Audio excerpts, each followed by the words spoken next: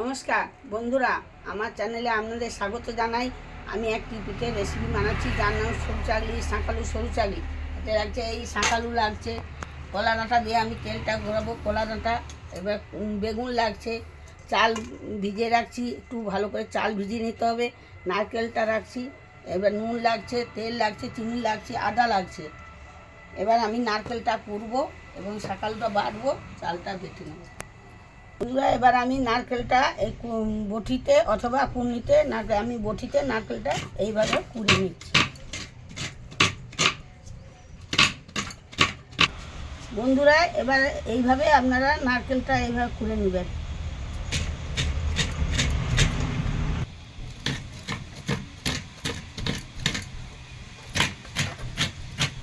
বন্ধুরা, এবার আমি একটা গোটা নারকেল এইভাবে বটিতে কুড়ে নিয়েছি। এবার আমি রসালুটা কাটছি, কিভাবে কাটতে হবে দেখুন।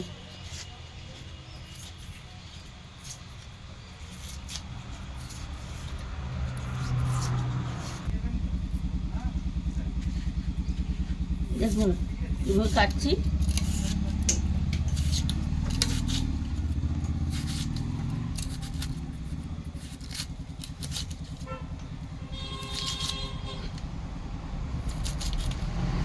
এইভাবে রসালুটা আমি কেটে নিচ্ছি পাতলা করে। এভাবে দুটো রসালু কেটে নিলাম। আজকের চালে 200 রসালু, একটা নারকেল, চিনি 2-3 চামচ, 2-3 চামচ চিনি, নুন 1 চামচ দিতে হবে। নুনটা পরিমাণ মতো আপনারা দেবেন, তেল লাগবে। আদাটা এইভাবে আমি কেটে নিয়ে এইভাবে পাতলা করে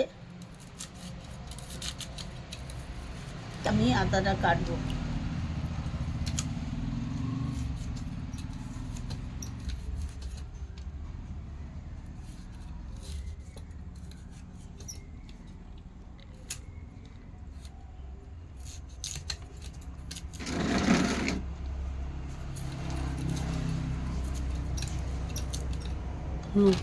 তবে আমি আদাটা পাতলা পাতলা কেটে নিয়েছি। এটা আমি এবার বেটে নিয়ে আসবো।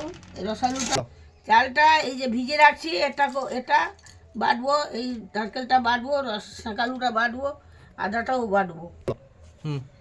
এইগুলো সব, এই চাল, আদা, নারকেল, রসালু, এগুলো আমি মিক্সিতে বেটে নিয়ে আসছি। এতে আছে চাল বাটা, নারকেল বাটা, শাঁকালু বাটা। এবার আমি এতে দিচ্ছি পরিমাণ মতো নুন দিচ্ছি। এবারে আমি চাল গুঁড়ি দিচ্ছি, আজকের চালে 2 বাটি আর চাল গুঁড়ি। এবারে আমি দিচ্ছি ময়দা, দিচ্ছি 1 বাটি, ব্যাস।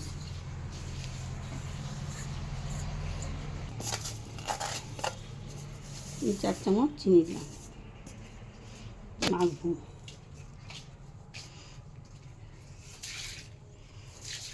এটা আমি ভালো সব রকম দিয়ে এটা মিশ্রণ দিচ্ছি। এবারে আদা বাটাটা একটু দিলাম,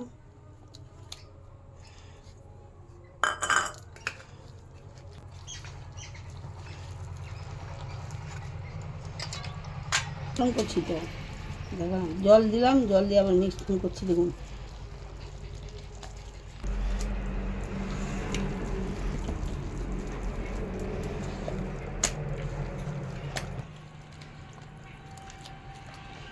জল দিয়ে এটাকে আমি মাখছি,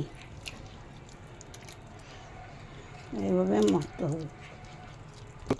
এইভাবে বন্ধুরা এইভাবে মাখাবেন। দেখুন এই যে নয় পাতলা নয় মোটা, এই যে এইভাবে আপনারা পিঠাল বাটাটা এইভাবে সব রকম দিয়ে এইভাবে মাখাবেন।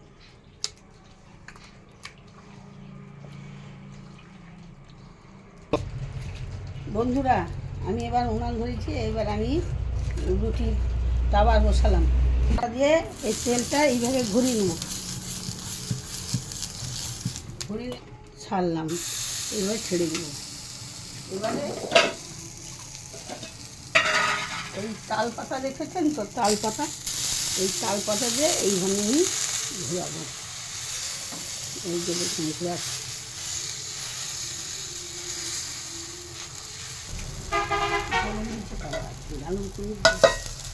এরকম একটা ঢাকা চাপি দিয়েছিলাম, এইভাবে সিদ্ধটা ভালো হয় বলে। এবার আমি এটাকে দেখুন খুন্তি দিয়ে এইভাবে এইভাবে গরম হয়ে গেল। এবারে আমি এটাকে এইভাবে তুলে নিয়ে থালায় রেখে দিলাম। এবার আমরা এইভাবে দিচ্ছি, দেখুন এমন দিচ্ছি, এইভাবে ওই তেলটা কলা ডাঁটি বা বেগুন কেটে তেলটা ঘুরিয়ে এবার আমি একটু গরম হয়ে গেলে উনুনে তাহলে একটু তাওয়াটা নামিয়ে করবেন। এবার আমি ধরুন এই যে কাটছি, দেখুন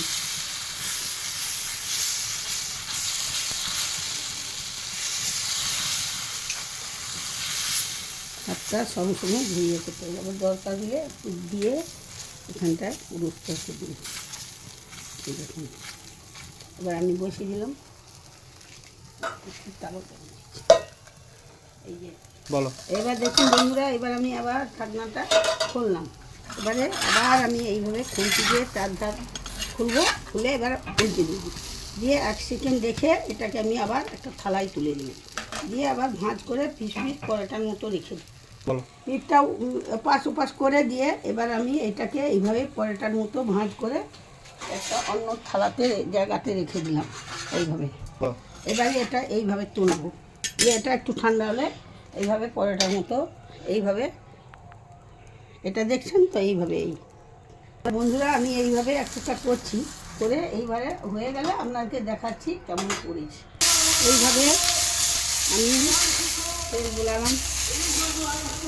দেখুন এইভাবে এই সুপারিটা এইভাবে দিলাম, এইভাবে তাল পাতা দিয়ে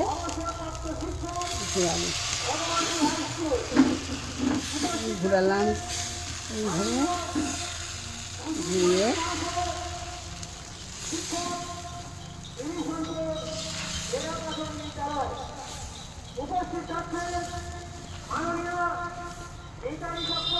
এবারে আমি এগুলো একটা ঢাকনা চাকরি দেবো।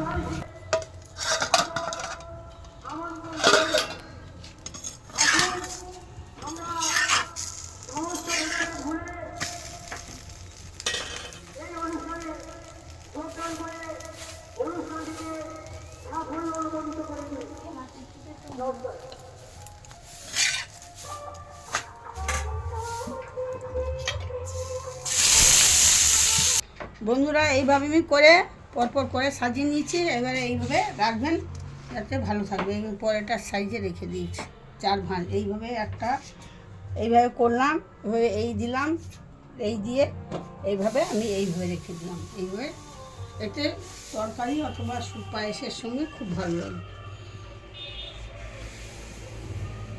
বলো। এটাকে বলে শাকালু সুচারি, যার একরকম ধসা বলতে পারেন। এইভাবে আমি তৈরি করেছি। এবারে আমার হাতে এইভাবে আমি হাতে বানিয়েছি। এবারে আপনারা করে দেখুন, যদি ভালো লাগে আপনি লাইক করুন।